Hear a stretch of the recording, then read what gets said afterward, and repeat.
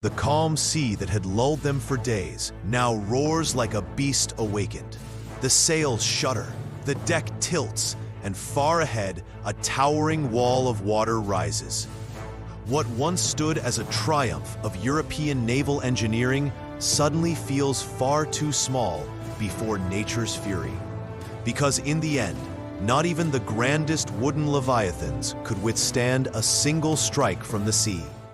During the age of exploration, European shipbuilding reached impressive levels of complexity and innovation. These weren't simple wooden boats. They were floating masterpieces, crafted to brave unknown oceans, endure months without sight of land, and survive the wrath of the Atlantic, Indian, and Pacific. Galleons marked the height of naval architecture in the 16th and 17th centuries. Designed for a world expanding rapidly, they combined the firepower of warships with the storage capacity of merchant vessels. They were floating fortresses made to cross oceans, weather storms, and repel enemy attacks. Up to 45 meters long and wide at the beam, galleons could carry between 150 and 500 men, plus dozens of cannons spread across multiple decks. Their tall, reinforced hulls shielded them from brutal waves, while deep keels gave them balance in merciless winds. Crafted from oak, mahogany, and pine, their structures were fitted with precision and sealed with pitch and hemp to keep water out. More than ships, galleons were symbols of power and conquest. They carried gold, spices, soldiers, missionaries, and the hopes or ambitions of entire empires. They faced pirates, endured storms, and connected continents. Imposing, slow, but relentless, their presence demanded respect. From keel to crow's nest, every detail was designed to last, to fight, and to survive. But were they ready for what was coming? These ships were built to handle massive waves and storms in the most dangerous corners of the ocean. But a tsunami is no ordinary wave.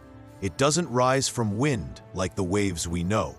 It is born deep beneath the ocean, triggered by a sudden massive release of energy, usually from a powerful undersea earthquake. Imagine tectonic plates grinding or snapping with such force that the seafloor itself shifts. This violent movement pushes millions of tons of water upward, creating a wave that radiates in all directions. It's a mass displacement wave, silent, swift, and unstoppable. In 2011, Japan faced one of the largest tsunamis ever recorded. A magnitude 9.1 quake in the Pacific unleashed energy equal to 500 megatons of TNT, about 30,000 Hiroshima bombs. Over 18,000 lives were lost.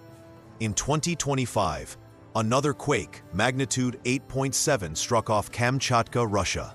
Waves up to 4 meters crashed into the coast within minutes, triggering warnings across the Pacific.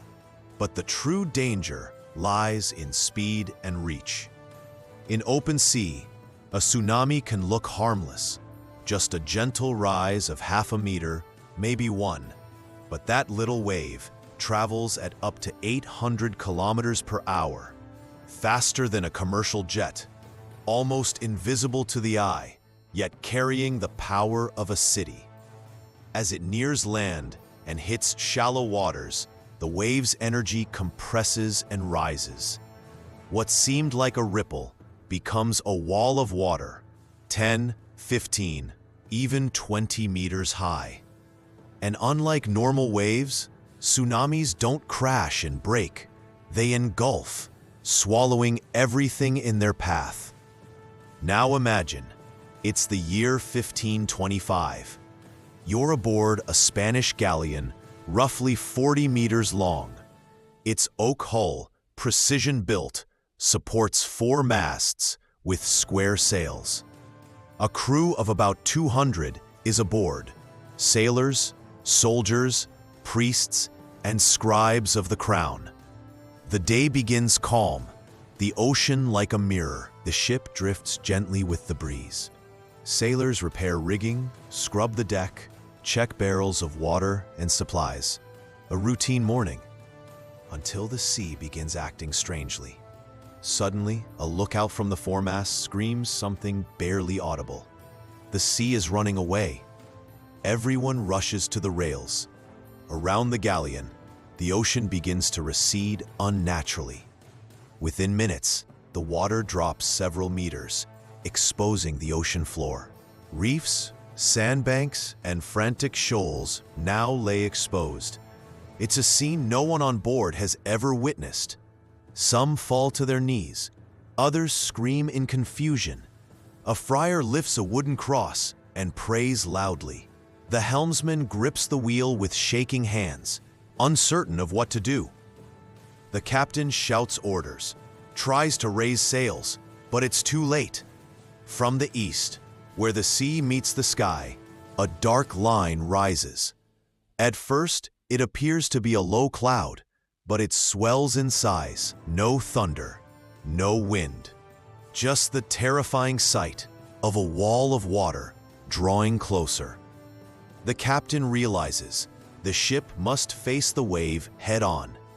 But the vessel is slow, burdened. The wind is weak. The sails puff up, but the turn is far too slow. The galleon begins to pivot, but it's still broadside when the wave strikes. A 20-meter liquid wall crashes into the ship with merciless force. The deck is crushed beneath the weight of tons of seawater. The masts snap.